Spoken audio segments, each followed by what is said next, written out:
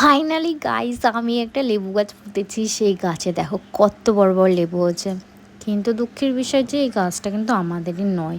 এটা হচ্ছে আমাদের বাড়ির সামনে একটা বাড়িতে যাদের গাছের লেবু এত বড় বড়। হ্যাঁ, তবে আমার একটা স্বপ্ন ছিল একটা আম গাছ পোঁতার।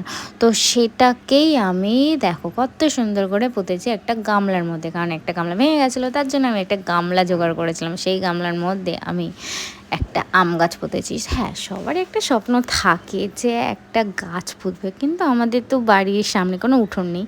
তো তার জন্য আমি একটা মিশো থেকে একটা মাটি টাইপ, সেটা আমি ঠিক বলতে পারবো না, বাট এটা অর্ডার করে নিয়েছিলাম। আর এটা যত জল দিচ্ছে তত ফুলে আসে, যত জল দিচ্ছে তত ফুলে আসে। তারপরে আমি ওর মধ্যে একটা আম গাছ পুঁতেছিলাম। হ্যাঁ, সাথে আরেকটা গাছও কিনেছিলাম। গাছটা বোধহয় গন্ধরাজ কিছু একটা গাছ হবে, ফুলের গাছ।